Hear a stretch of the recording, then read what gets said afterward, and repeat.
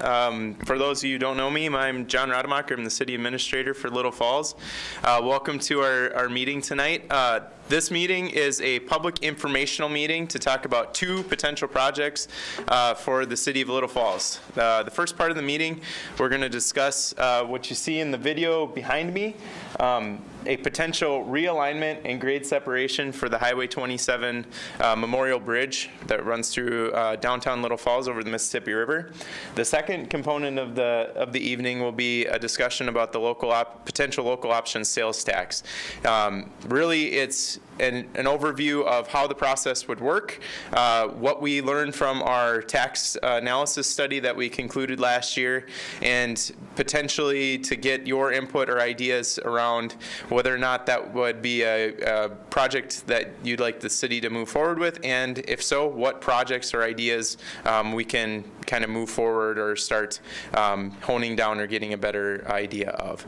So the first part of the meeting, I'm going to hand it over to Greg Kimmen to kind of go through, give you a little bit of an explanation about the bridge, how it's happening, and then we're going to open it up to questions or comments about the potential bridge and answer what it is we can. It is still pretty preliminary stages, but we've had some initial discussions with our elected officials at the state level and with MnDOT. So with that, thank you, Greg. Thanks, John. As John mentioned, my name is Greg Kimmen. I grew up here in Little Falls. I'm the City Engineer and Public Works Director. As most of you know, one of the issues here at the 27 grade crossing is the number of trains that we get through there. I mean, there's a number of congestion that you see when there's a train coming through. If it comes at the wrong time, there's a lot of backups that occur all the way up to Bankscore and sometimes even farther. I grew up on the east side, so I didn't necessarily experience the full brunt force of it that most of you do on the west side of town. But nonetheless, I recognize the issues with the train coming through right through town and that crossing there. So roughly there's about 45 to 50 trains that come through town on a daily basis. If the price of oil increases, obviously that number of trains are going to increase as well. So looking at that and the potential for additional congestion through town, we wanted to look to see what options were available. One of the things when we started looking at this crossing that surprised me a little bit was the ranking of where that crossing sat on some of the state and federal lists. As far as the state lists go, this was from the Minnesota Freight list. We rank fourth on the list of crude rail. So they rank the number of crossings in the state of Minnesota, and they prioritize those in terms of for crude oil. We're fourth on that list.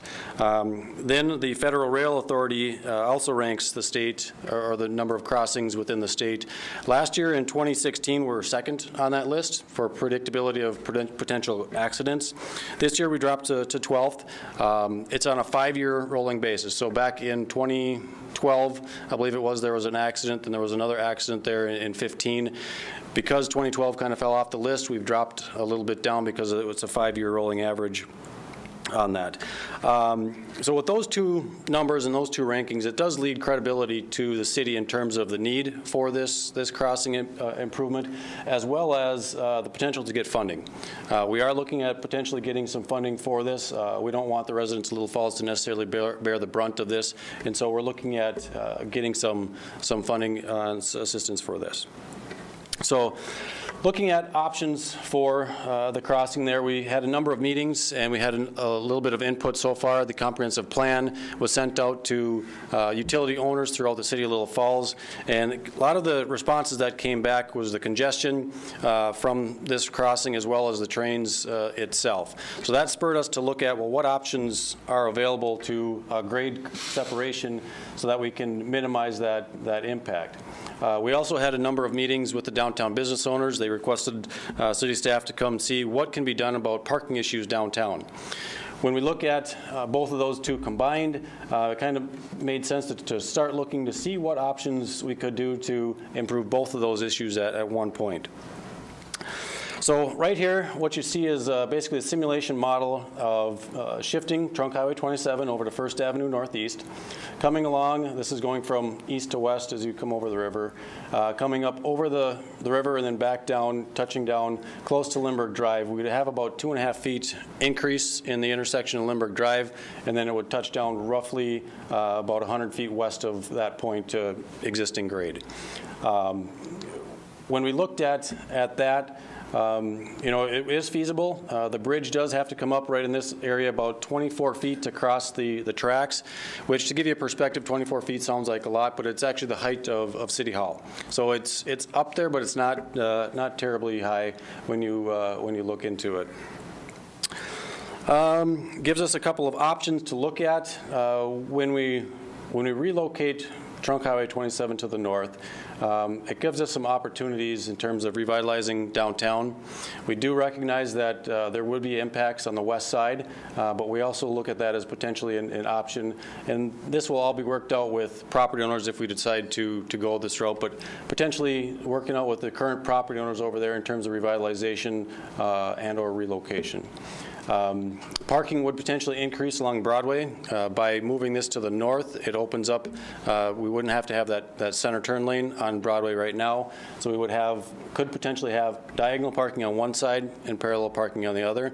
We don't know which one would go, but it would be able to accommodate that at that point. So what we wanted to do tonight is basically get an idea out on paper and into the public and just kind of see what feedback and questions we may have before we go too far in the future with this, because obviously this is going to be a change if it moves forward. We wanted to make sure that the public is well informed with this project.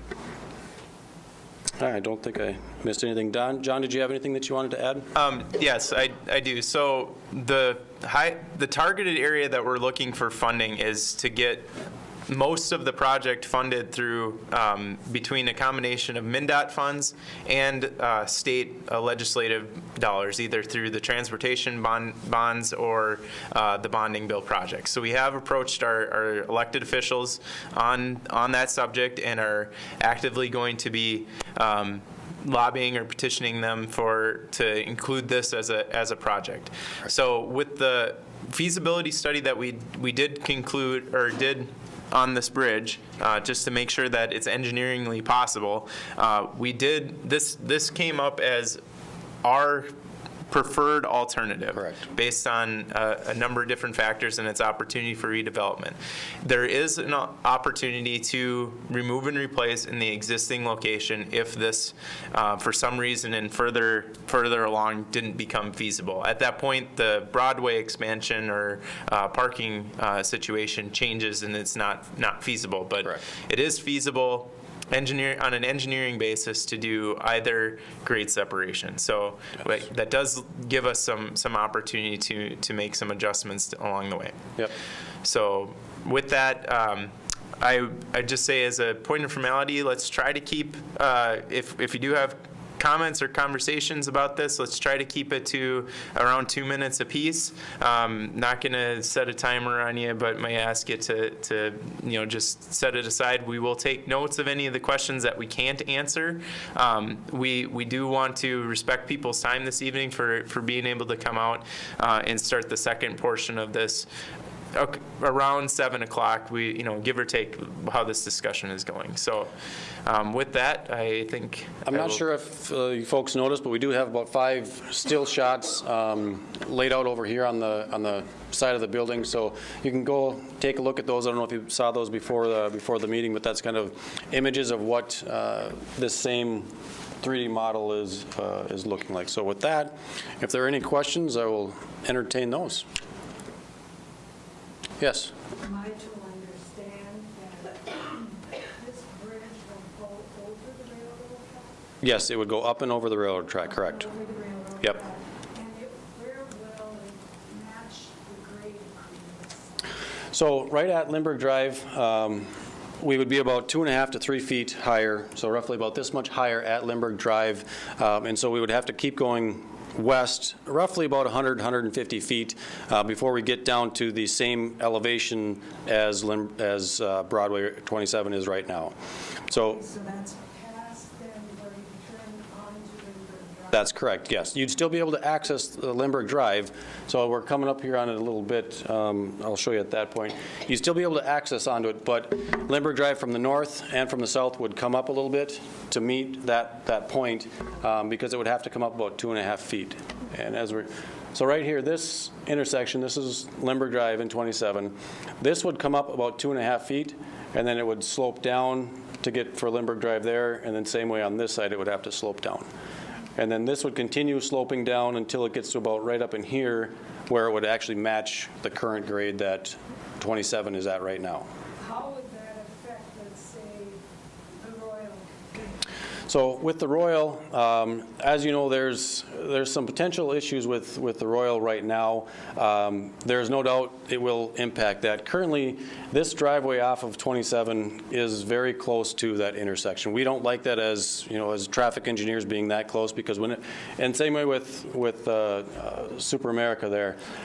With that intersection being so close, there's a potential for somebody either to take a left or a right and not necessarily expect that car coming out into the intersection.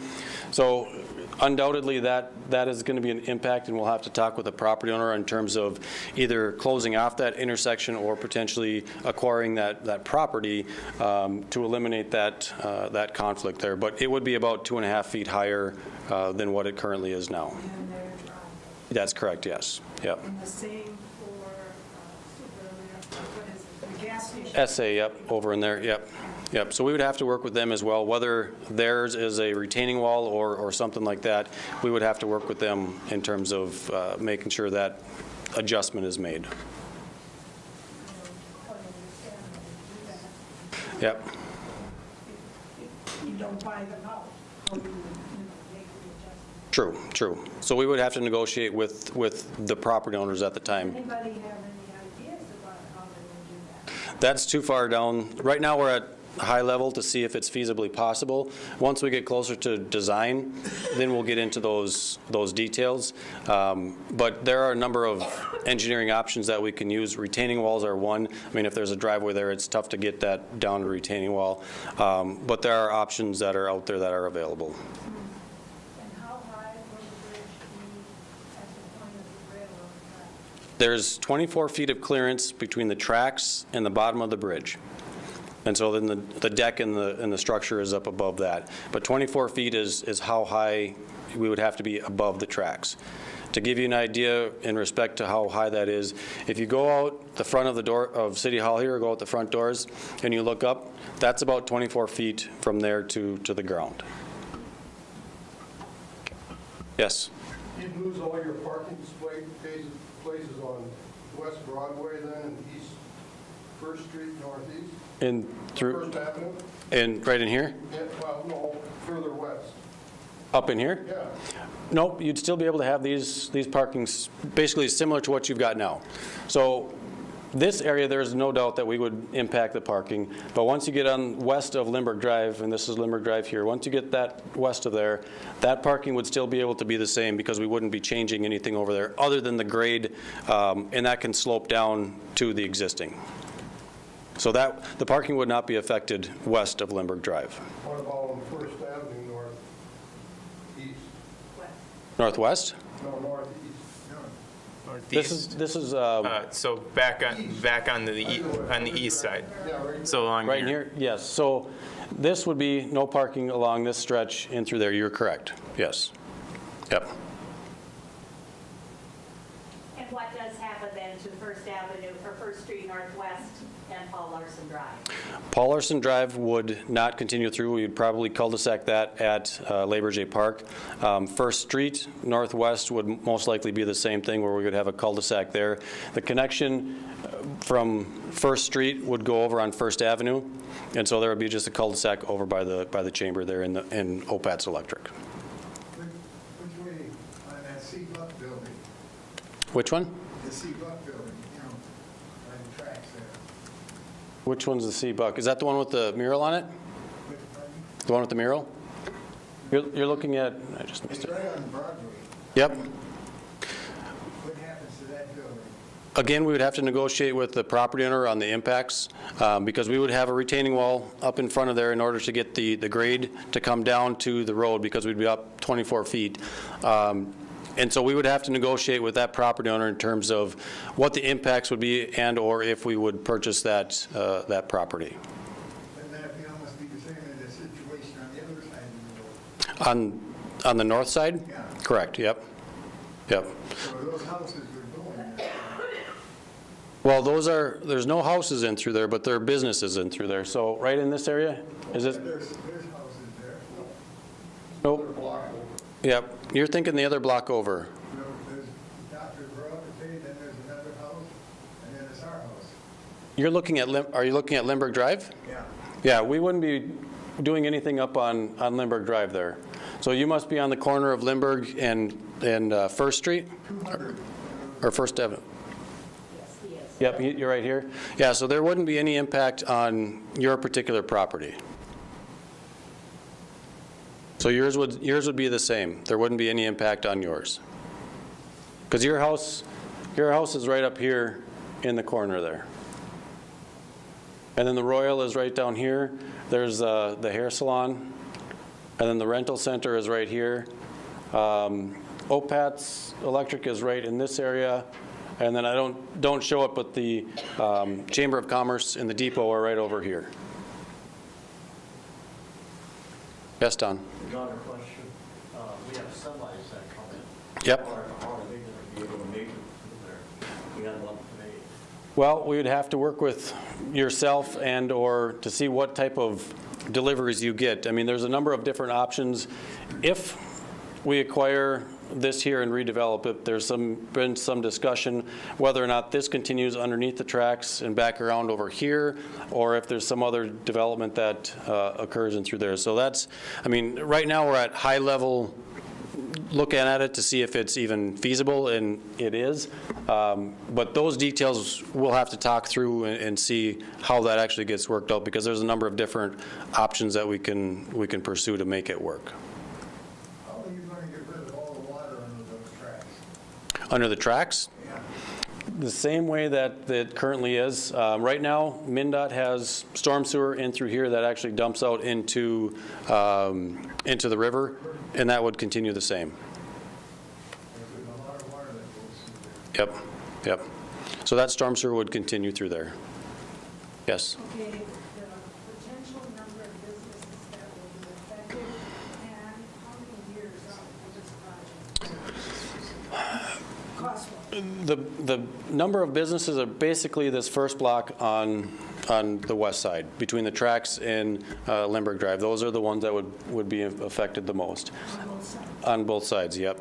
And then in terms of when we'd be looking at doing anything, realistically, if everything fell into the place where it goes smoothly and would go fast, we're looking at probably 2024 at the very earliest to do anything, just because we've got to get it programmed in with MnDOT, coordinate their scheduling and stuff, and then also state funds to be able to get that allocated as well. So we're in the early stages, but 2024 is the earliest we'd be able to see anything. What I'm asking is, once it's in play, Mm-hmm. how many years out are we looking at this project? It'll take at least 2 years for construction, and I mean, the soonest that we could start construction, if everything works smoothly, would be 2024.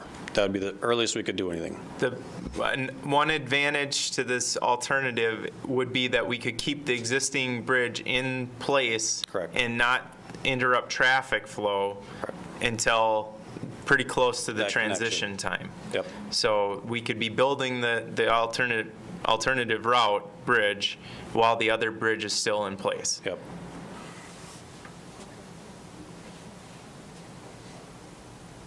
Yes. Does the railroad care one way or the other?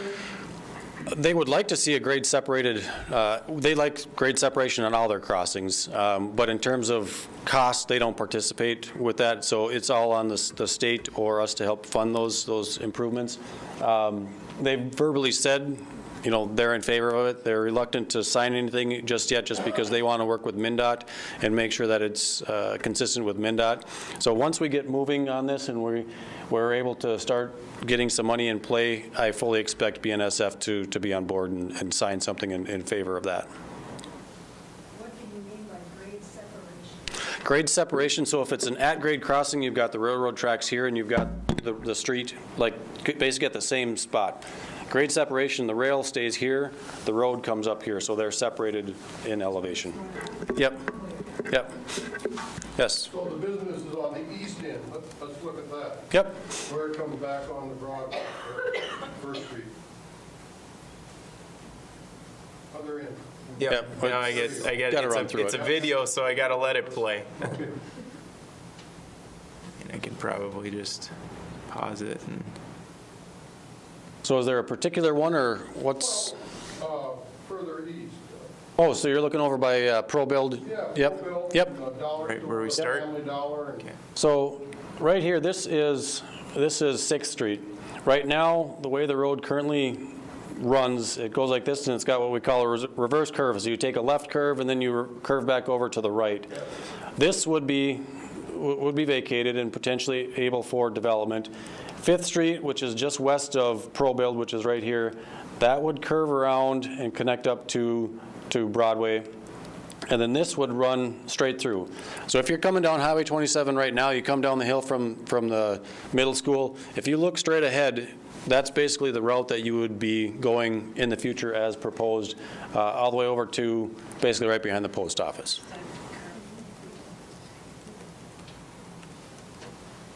Yes. There's a near-term project by MnDOT to Yes. widen Broadway. Actually narrow, but yes.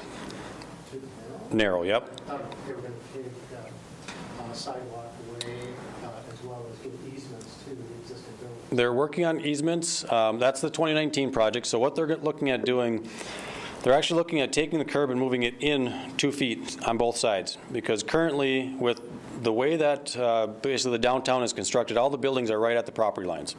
So because of the age of the buildings and such, that's how everything was built. There were no setbacks, no nothing. So they built it right on the property line. And then from there, going to the curb line, the slope of the sidewalks are actually too great. They don't meet current ADA standards. They're too steep. They don't feel like it to you or I, but they're actually too steep for handicap or somebody in a wheelchair. It's above what they want. And so what they need to do is take that curb line and actually move it in 2 feet in order to flatten that slope so it meets the current design standards. Into the center of the street. In towards the center of the street, correct. So Yep. the sidewalk's supposed to be 2 feet wider. Sidewalks will be 2 feet wider than they currently are, correct. For the most part, in general, that's what they're looking at doing. That same dimension, which is actually 60 feet proposed curb to curb, would be the same as what we're proposing if we redo Highway or 27 or Broadway with the angled parking and parallel parking. So the angled parking and the parallel parking, the 60 feet gives us enough to have angled on one side, the 2 through lanes, and then parallel parking on the other side. We would no longer have the need for a center turn lane on that stretch because you don't have as much traffic coming through there. But we would allow basically to increase the parking in that downtown area by about 50%. And does First become a state highway now? And Broadway go back to the state? Yes, so we would turn this back, so this would go to the state, and then we would get this as a turn back, so it would become under city's jurisdiction at that point, yes. What street does this side, this new bridge end on, west? The west end, Would it be about on 6th Street? nope. So on the east end, this is, this starts at 6th Street here. This is the Family Dollar, and this is ProBuild No. I'm on the west side. on the west side. So we would come behind the post office, and then it would come across, and then basically where the west side bar is here is where it would start to get back on the same alignment. So the two would start coming back together here where existing and proposed is at, and then we would stop at Lindbergh Drive. So Lindbergh Drive is where the two are going to come back together at again. That's going to be a high point in there, coming off that bridge. It's, at Lindbergh Drive, it's about this much higher than what it currently is. So about 2.5 feet up is what we would have to raise it. Greg, what is the grade of the slope coming up from the west towards the high point over the tracks? It's at 5%. 5%. So the maximum that we can raise it up for ADA compliance is 5%. So we're coming up as fast as we can in order to get over those tracks. To give you an idea what 5% is, if you walk out, when you walk out here to the parking lot and you go down the ramp, instead of taking the stairs, go down the ramp, that's about a 5%. So that's about the grade of what the new road would be looking like when you walk outside. What is the height on those semis now on the bridges over on 27 by Walmart, going on 27? What is that? A clearance, yeah. 13.6. Yeah. Because the other day, I seen her truck stop out there and just barely get through that. There would be no vehicle traffic underneath the bridge. Right. It would be only rail traffic would go underneath the bridge. I'm talking about where Walmart is and those bridges over there coming across 371. Yeah, those are about 13.6. Yeah, but I'm saying that I think they're 16, but barely got underneath it. yeah. But I mean, they never build them that close, Yeah. Lights, what are we gonna do about stoplights? So the stoplights, we don't have them shown on the model just because of timing and such, but we would still have stoplights at Lindbergh Drive. The stoplights that are currently at First Avenue Southeast by, the old Franklin building there, that would get moved up to Bank Square, and the lights from Bank Square would get moved up to the First Street and First Avenue North. So everything would basically shift to the north there. The reason we'd be shifting them like that is just because of the arrows, the turn arrows and such. So that's what will be proposed. What about four? We don't have, those would be moved up as well, yep. Those would be moved up, and then what about six then? 6th would not have any at that point. Currently, it doesn't have any over there, but we would not looking to install any at 6th at this time. The lights on 4th would be on 5th. The lights at 4th and Broadway would move up to 4th and Avenue 1st. Northeast. So, yeah, so right here. Sure, sure. Yep, So there won't be any lights on Broadway then? correct.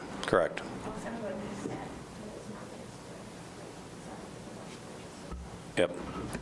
but it really eventually helps the congestion and flood out too. It will, yes. Yep. Yes. And then on the east side, there's gonna be no parking, and the road is gonna be basically what it is now as far as curb to curb? On Broadway you're talking? No, On First, yep. So there would be no parking on First, and the road is basically going to be what it is now. We would have to redo, obviously, not here, but back farther over by UBC because it doesn't connect all the way through, so we'd have to reconstruct that stretch. But essentially, the curb would be in the same spot as where it is now. different width roads there. Yes, because this is what it's built at currently, so it matches in to that right now. So you have to widen the road from, It's currently built that wide right now. right, And so, you're gonna widen it from there going east? nope, it would still, as you see it, it kind of tapers back. This dimension right here is similar to what is out there currently. We don't project that we would have to reconstruct First Avenue any wider than what it currently is now.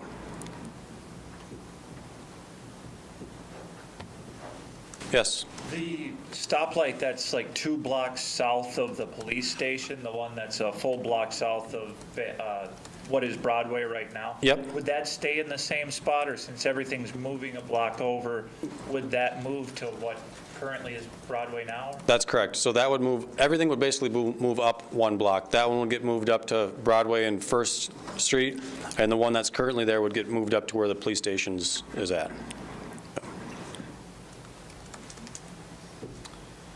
Yes? Could you redo the stoplights for me, please? Okay, so every place that we have a stoplight right now, Well, start at some point. yep. So everything would basically get moved up 1 block. What do you mean moved up? Moved Shifted north. Moved north.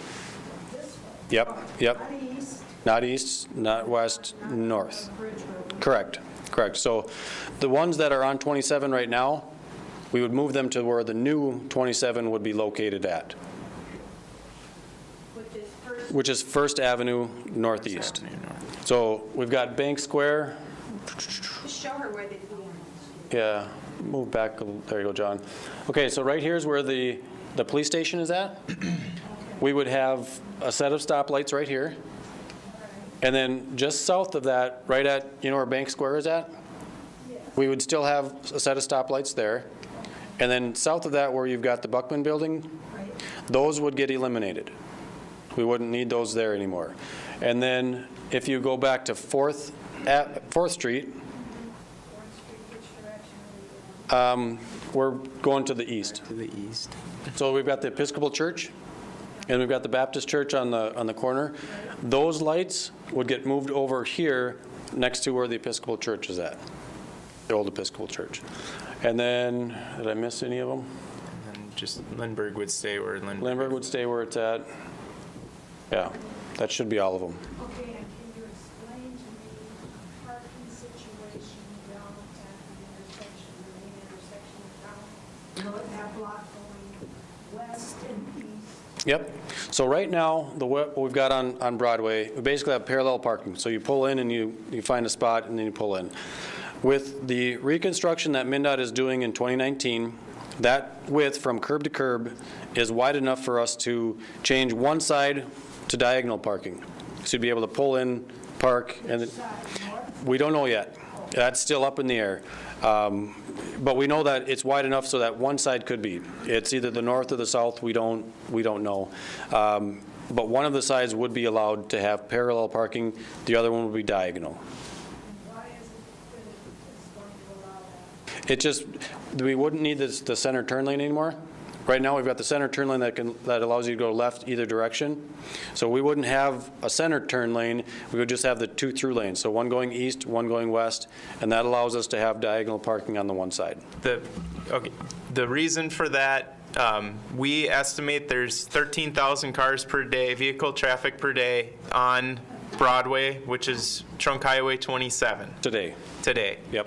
If we can count the cars that are before the bridge and the cars that are after the bridge, is about 6,000 vehicles per day. There's a $6,000 increase. 6,000 vehicle gap between the two. Yep.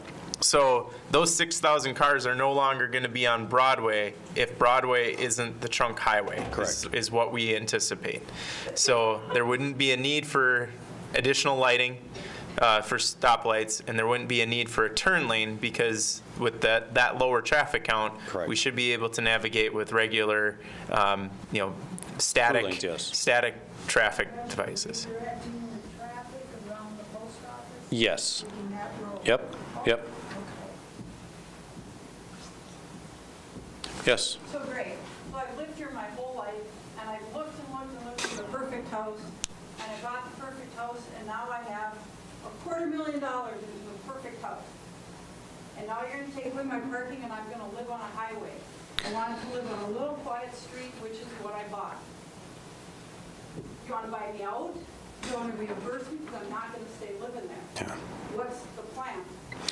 Right now, we recognize that there are residents along that stretch. We wouldn't necessarily be looking at buying you out or any of that such. It would be very similar, and I know you chose that lot because it was quiet, but it would be very similar to First Street. First Street has quite a bit of traffic on it as well, about the same amount that we're projecting on what would be the 27, about the 6,000. And so it would be very similar to First Street North or First Street South, or even Lindbergh Drive. So unfortunately, we recognize that the traffic would increase, but in terms of compensation or repurchasing of it, we would not be looking at doing any of that. But all those people were on highways. First Street always was a highway. Lindbergh Drive always was a highway. Yep. This was never proposed. And you just redid my road a few years ago. You're not going to assess again. True. In this example, we wouldn't have to redo First Avenue Northeast. We believe that that's wide enough, strong enough to handle the additional traffic, so there wouldn't be a need to reconstruct First Avenue because it was just recently reconstructed.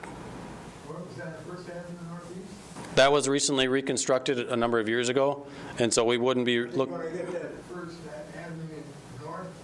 Second, Yeah. we don't have anything in the plans at this point. Well, somebody should have it. When Jerry was here, they run all those big dump trucks over it, and broke it all to hell. Yeah. And they were gonna fix that when they put the coating on it, and it's still sitting there. Yeah, we're looking at basically pavement management, and so it's on our to-do list, but it's not next year or the year after, but it is on our list to get reconstructed, yes.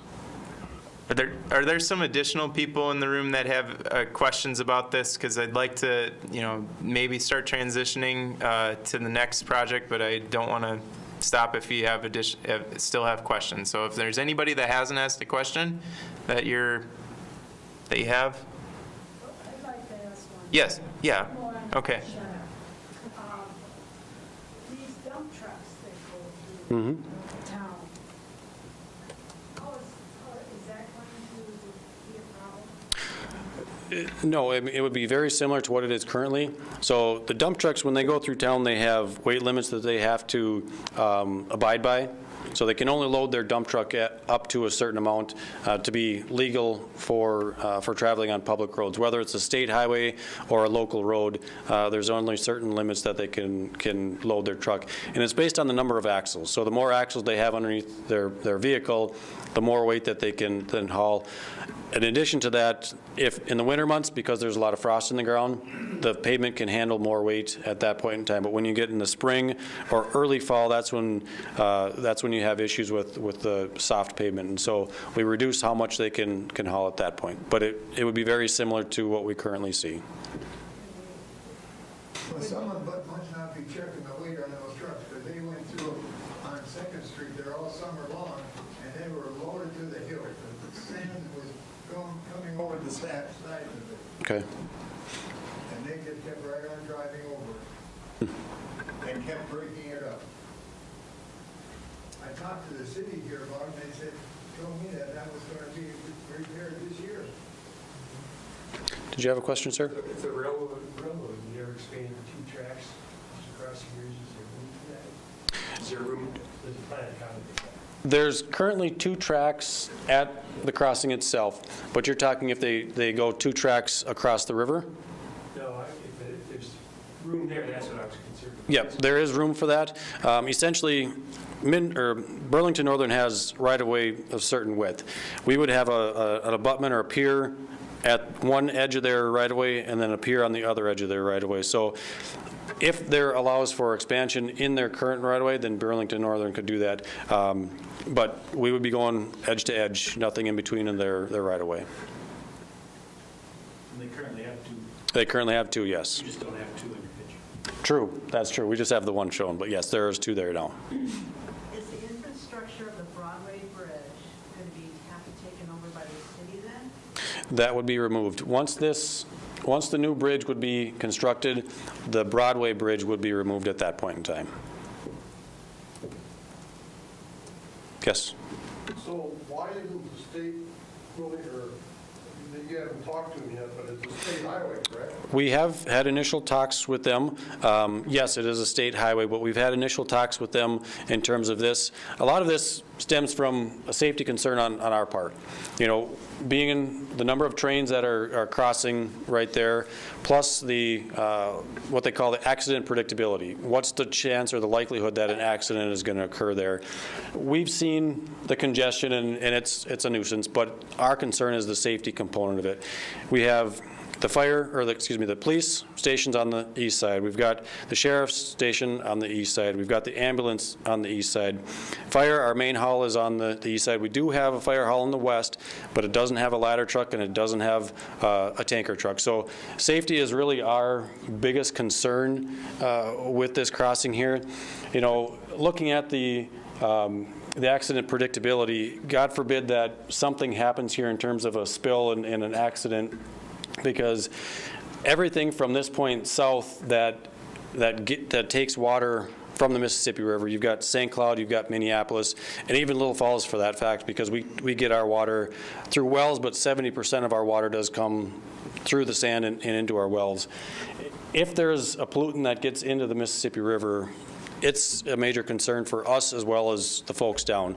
So that's really what kind of started prompting us to look at this, is what can we help to do to mitigate that? And that's going to be a driving force on why we can get some additional funding to help alleviate that problem. And MnDOT, and so you know, MnDOT would own the asset, and it is MnDOT's bridge. Yes. So, but MnDOT's position right now is that they will not allocate additional resources to change the nature of the bridge. So we would be changing that crossing is the primary piece. Yep. The realignment's the secondary piece.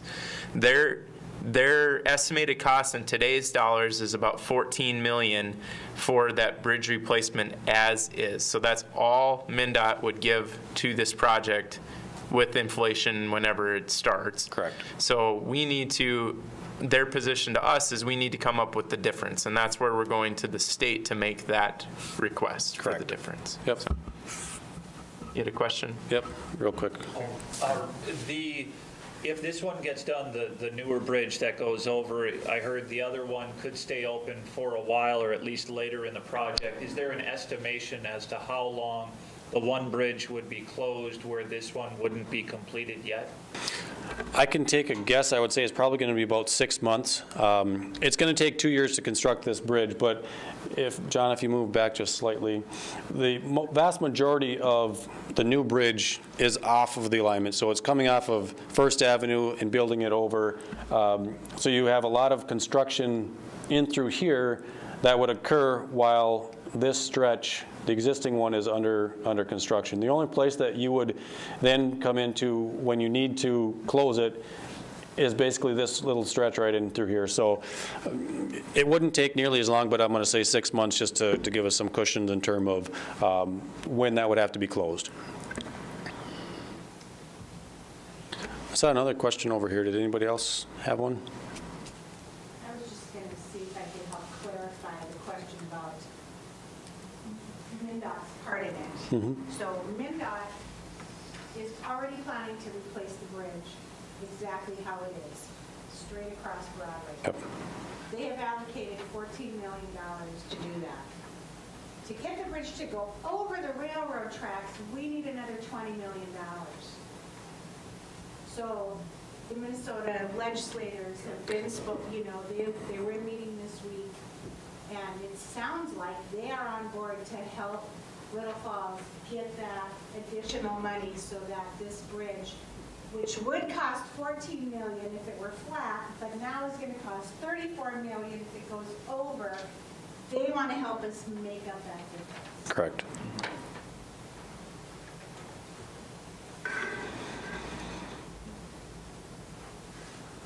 Anything else? Otherwise, John, we should. No way that you can keep the old bridge for biking, hiking, We- snowmobile, four-wheelers and all that. You could, but you wouldn't want to as a city, just because of the cost of a bridge to operate that and maintain that is extremely expensive.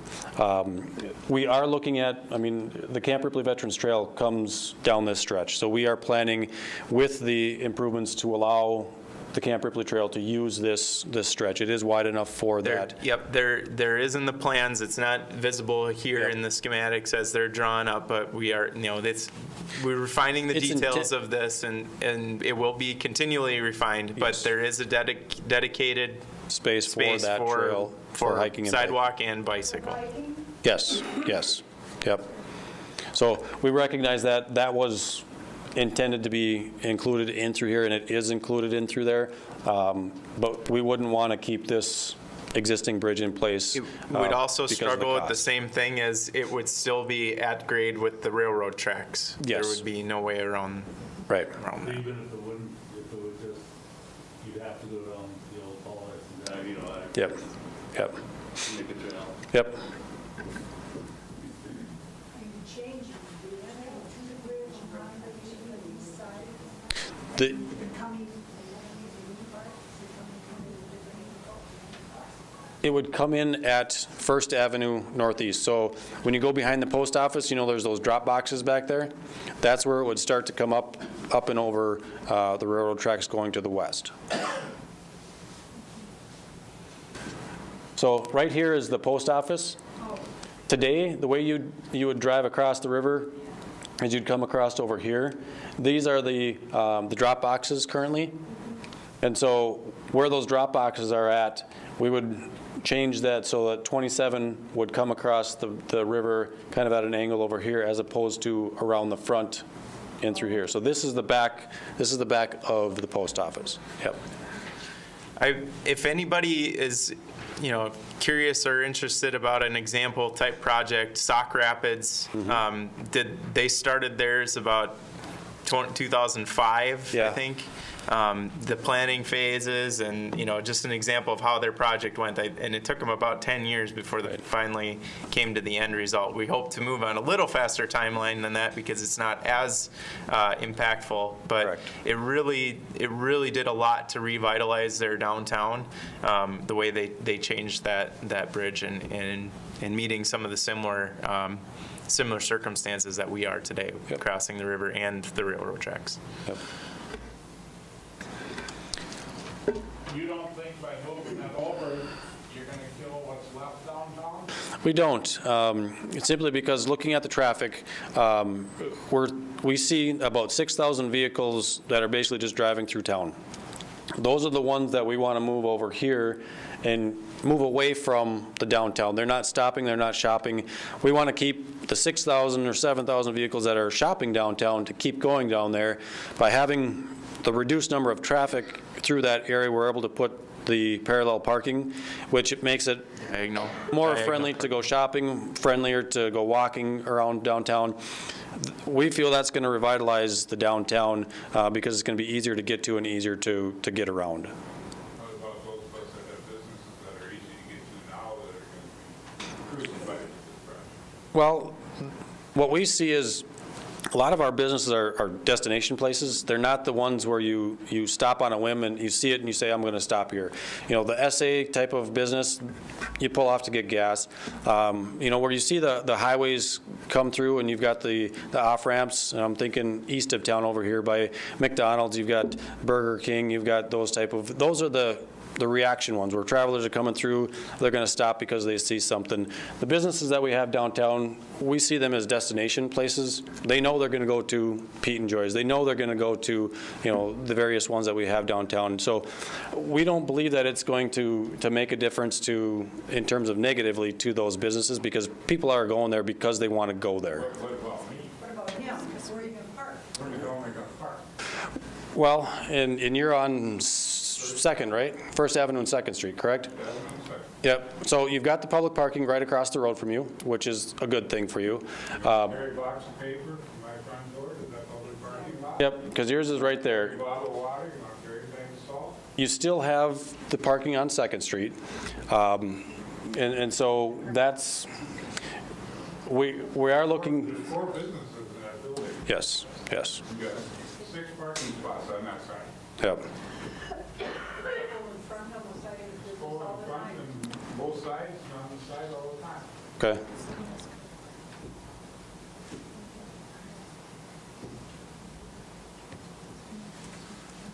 And that's something that we want to hear and we want to discuss. So I mean, Driveway right there, you think that? what's that? I mean, I know it's not really a driveway, that, Right there, true. or is that being raised up? No. No, this would stay the same in through here. Yep. That would stay the same. For parking between those two buildings? For parking lot there? It's paved, but I don't think it's wide enough for parking. You might be able to sneak one in there, but it's We do use a customer who park there if they've got stuff that they've got, but they can put that, change that into a state highway, you're not gonna be able to get in and out of there safely. right. I park there all the time because it's full. I stop at Mike's a couple times a month. There is no parking except that little piece of cement. Okay. Go in there and then try to get back out. And that's something I paid to put in there, just for customer convenience. Yep. Because you can get back out of there again, like the way it is now with the amount of traffic. Right. But it's never gonna happen when you got 6,000 cars daily. Is there something in the building to the west of you, Mike, in that big building there? What's in that?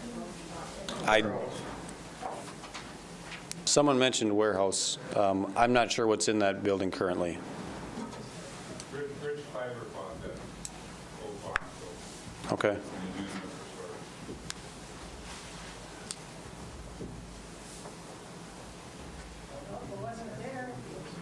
and using it for storage. Yeah. Okay. John, do you want to jump into local Okay. option sales tax? Yeah, thank you.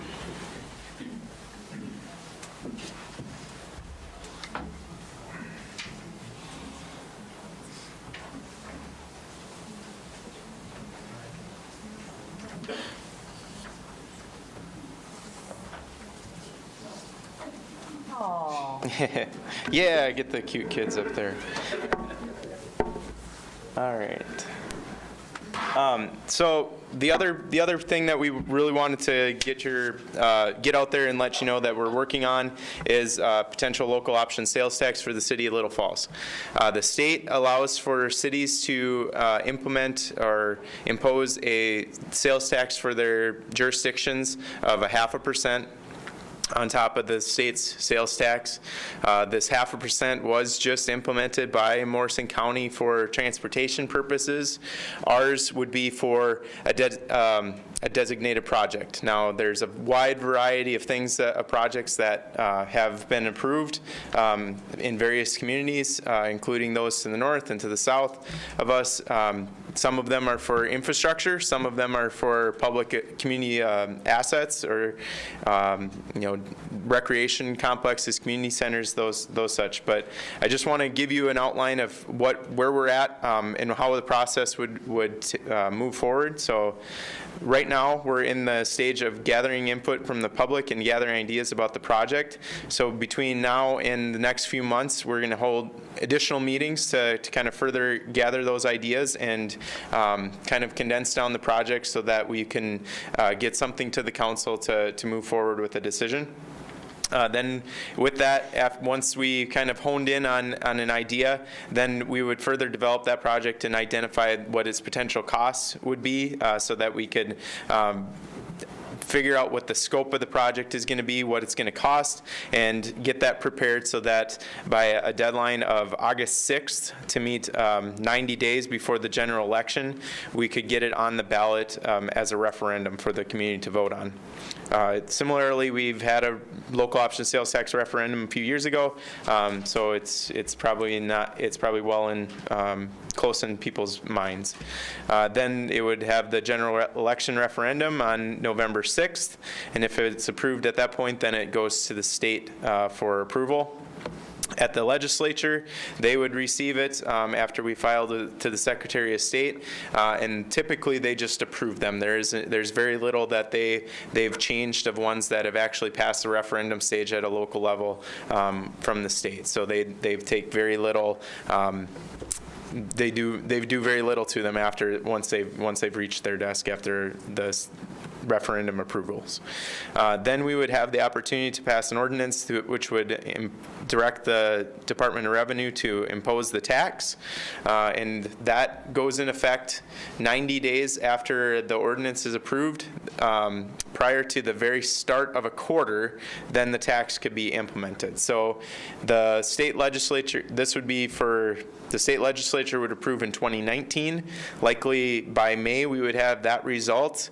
Our ordinance process takes at least 2 weeks to introduce and then approve. So we would actually be likely 90 days past a date sometime in June before we would be able to impose the tax. If it's too late, it wouldn't start until January 1st. The very earliest may be October 1st. Then that sales tax collection would start, and then it would be just a part of the bill collection that you would have. You just add it as a sales tax that you need to collect and pay to the Department of Revenue, just like you do with the other sales taxes for those businesses. So right now, what we have is local option sales tax analysis completed by the University of Minnesota Extension Office out of Brainerd. They analyzed all of our tax collection data from, I think this was 2016's data, because it comes out a year behind, so in 2017 when it was released. And they've estimated that we would collect around $530,000 if we instituted a half-cent sales tax in our community.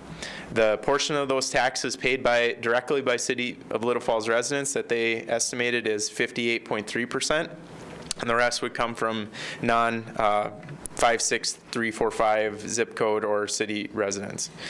There's about 106 million of total taxable sales that's in our community, and it has been pretty stable over the last 10 years. This graph here does takes an adjustment for inflation. So you can see that going all the way back to even 1990 or 1995, we've been around that $100 million mark. So with that, since we were able to generate about $530,000, rounding down to $500,000, talking about a total project scope, this would be if we fully bonded, took out basically a loan, municipal bond loan for the project, and had to pay interest on it. And right now, interest rates for local governments are between 3% and 4%, so ranging to the high side of 4%.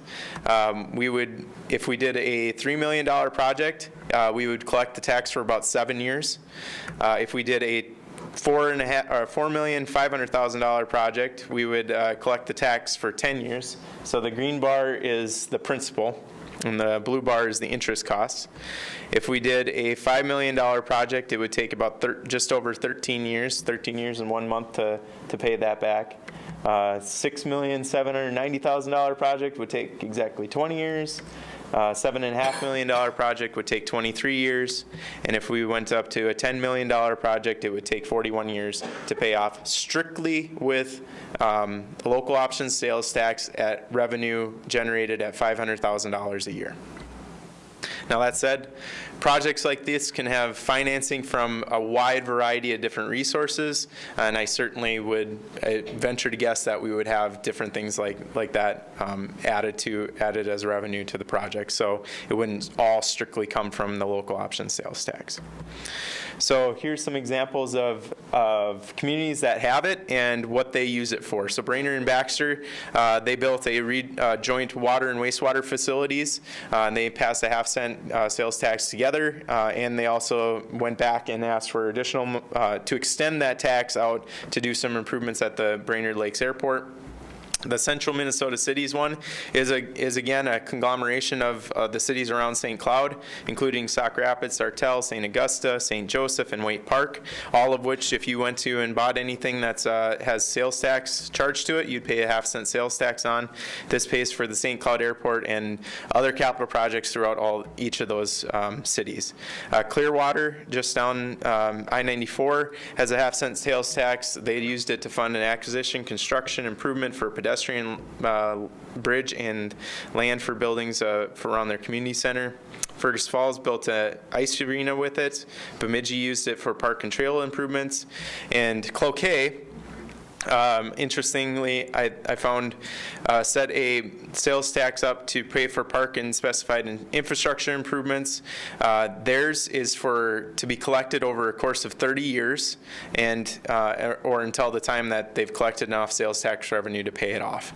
So that's part of the resolution, is our expected time for when it's how long we would collect the tax, but it would be collected until those projects that have been included in that approval at the state level are paid for. So that is what I have for this. So yes. I would like to put in a recommendation for the bike trail. Okay. Bike trails have been certainly funded, fundable projects by different things. I take 4 years. Are we looking at a specific project before we go raising money, or what's? We would identify a specific project before we would pass the resolution. There would be no just, we're going to pass the local option sales tax and we'll figure out what the project is afterwards. No, we would have a project set in place before we'd vote on it. Yeah. Yep. So one idea that has been brought up would be a community recreational complex. The school was, Pat had on their referendum for the field house with additional gym space. They've expressed that as still, the gym space need is still there. So they would be very supportive of a recreational complex that included gym space and would even be willing to finance and lease part of that out. So that would be a potential opportunity to do a partnership with another organization that would need space for our community. Yes? What if this is turned down? Then where do they go from here? Then we don't have anything. Yeah. So then it's either identify a different project. We have the information at least that showed what 2016 sales tax generation would be. So if we would do another project, we'd have to go through we'd have to pass a resolution in the city council to put it on a referendum for another vote. Well, what put on the ballot now? There isn't anything on the ballot right now. We'd still need to identify the project and have the council pass a resolution in order to put it onto the ballot. So we're really, again, on this one, very early stages, and even if this isn't the time where we were able to identify that project, we would just move the process along and continue until we find something that works.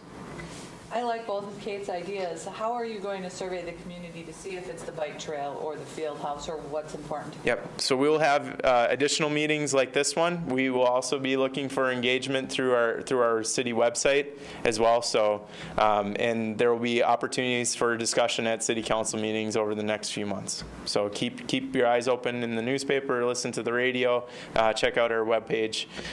It's just cityoflittlefalls.com. If anybody was confused by their radio station last week, that is our official city website. Yes? And if this one project takes 30 years and then it's completed, then you have to go through the whole process of getting a vote on the next project. You don't no longer collect that 0.5%? Yes, once that project is done and you've paid for the things that you said you were going to pay for with the collection of that tax, the tax would go away. What other communities, and I'm not saying that what we're doing this, but it just as an example, what other communities that have had additional projects come up while they've had the sales tax, they then just petition the state to amend that and add those projects later and extend out the tax. So a lot of the bigger communities have actually done that. Rather than go through a referendum again, they just ask the legislature if they can extend the process. Sometimes there has been different cases where they had to go back, the state did tell them to go back and actually pass it ask as a referendum and have the voters pass it. That's what that's the way this is designed. Initially, you put a vote on it. Yes. After that, go ahead with other projects, you still have to solicit. I would agree that would be what you would want to do, Yeah. the procedure that you would want to take. Yes? Okay, you're listing a half percent on all these cities. How many of these cities also have a 0.5% village tax or whatever? The counties? What I'm looking at is where are we going to be at total sales tax Yes. compared to our neighbors, i.e. St. Cloud, i.e. Brainerd. I, as a business, sell a lot of product to St. Cloud. Mm-hmm. And if our sales tax is higher than theirs, they're going to say, why should I come? Crow Wing County has the additional 0.5 cent for the county as well as the cities of Baxter and Brainerd. I am not certain at this time what Stearns County has if they've passed the transportation 0.5 cent sales tax. There has been, I believe, I would have to look this up, and I didn't do the research on the total number of counties, but in the last 2 years, there's been a significant increase in those counties that are implementing this tax.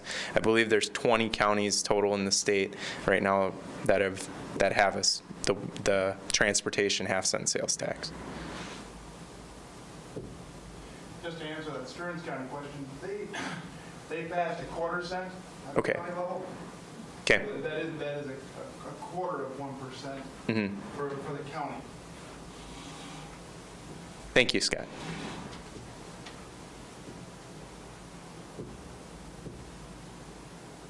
Okay. Is there any other projects that we'd like further researched or?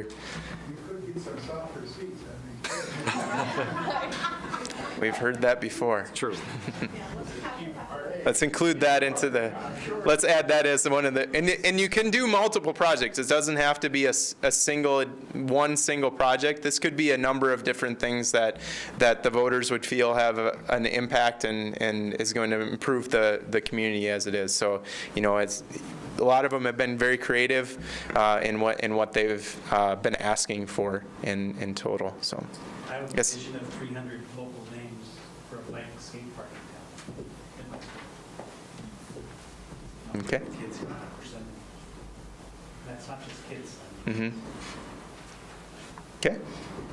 Yes. Just for everyone to know that they can contact the council Mhm. and mayor because ultimately we're the ones that. Yes. vote Yep. on it, At least in. moving forward, so. Yep, very much for what the final projects are going to be. It would be included in that resolution that is going to come up for a vote. So those are going to be very important people to communicate your interests to as we move forward with the project. All right. Well, I want to thank everyone for their time tonight and for coming out and providing their input and asking their questions. This is very helpful for us in moving along in these process. Do not hesitate if you have others to call us or email us with those questions. Again, I would remind we are very high level now, as Greg said. These are very early stages. These are projects that are going to take a lot of time, and there's going to be a lot of additional opportunity for things to change and modify along the way. So please have some patience too, because as Greg said, if the bridge does go through, and even if we get allocated funds from the state this legislative session, we are looking at 2024 before we're going over that bridge in a vehicle, a bike, or walking. So in any of those ideas, it's gonna take some time. Okay. All right. Thank you.